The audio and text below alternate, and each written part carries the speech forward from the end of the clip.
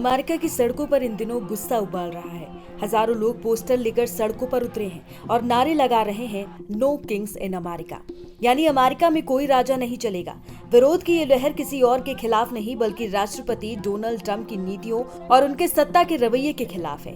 New York से लेकर Washington, Los Angeles और शिकागो तक हजारों नागरिक लोकतंत्र की रक्षा की मांग करते हुए सड़कों पर उतर आए हैं। लोगों का कहना है कि ट्रंप खुद को एक राष्ट्रपति नहीं बल्कि एक शासक की तरह पेश कर रहे हैं जो सवाल या आलोचना बर्दाश्त नहीं करते। विरोध करने वालों का आरोप है कि ट्रंप प्रशासन धीरे धीरे लोकतांत्रिक संस्थाओं को कमजोर कर रहा है। मीडिया पर दबाव डाला जा रहा है, न्यायपालिका में दखल दी जा रही है और आलोचकों को देश विरोधी कहकर निशाना बनाया जा रहा है। कई लोगों का कहना है कि ये सब उसी सोच का हिस्सा है जो अमेरिका को लोकतंत्र से तानाशाही की ओर धकेल रही है।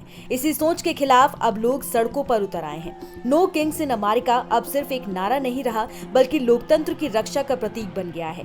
इन प्रदर्शनों में सिर्फ आम नागरिक ही नहीं, छात्र, सामाजिक कार्यकर्ता और कई पूर्व अधिकारी भी शामिल हैं। सभी का एक ही संदेश है, अमेरिका किसी राजा का देश नहीं, जनता का गणराज्य है।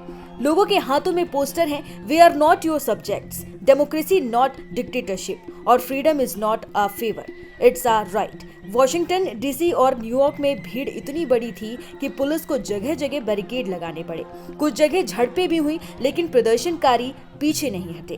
प्रदर्शनकारियों का कहना है कि अमेरिका की नींव संविधान, समानता और स्वतंत्रता पर रखी गई थी और किसी भी राष्ट्रपति को इन मूल्यों को बदलने का हक नहीं है।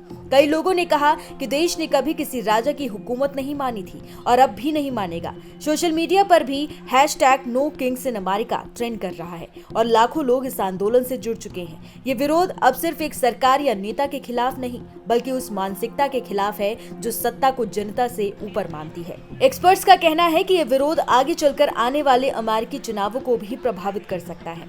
ट्रंप के लिए ये सिर्फ राजनीतिक चुनौती नहीं बल्कि जनता के भरोसे की परीक्षा है।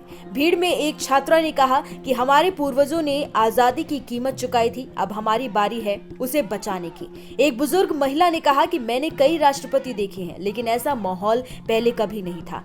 जून में देश भर में 2000 से ज्यादा नो किंग्स मार्च हुए जिनमें से ज्यादातर शांतिपूर्ण थे और ये ट्रंप के 79वें जन्मदिन समारोह और वॉशिंगटन में सैन्य परेड के साथ मेल खाते थे। ट्रंप ने खुद विरोध प्रदर्शनों की इस ताजा लहर को काफी हद तक नजरअंदाज किया है। हालांकि शुक्रवार को फॉक्स बिजनेस को दिए एक साक्षात्कार में उन्होंने कहा कि वो मुझे राजा कह रहे हैं लेकिन मैं राजा नहीं हूँ। रिपब्लिकन नेताओं ने प्रदर्शनों की तुरंत आलोचना की। हाउस स्पीकर माइक जॉनसन ने डेमोक्रेट्स पर रैली आयोजित करने का आरोप लगाया जबकि अन्य ने ट्रंप की सहयोगी चार्ली की सितंबर में हुई हत्या का हवाला देते हुए चेतावनी दी कि इस तरह के आंदोलन अशांति को बढ़ावा दे सकते हैं। अमेरिका के इतिहास में यह आंदोलन एक बड़ा मोड़ बन सकता है।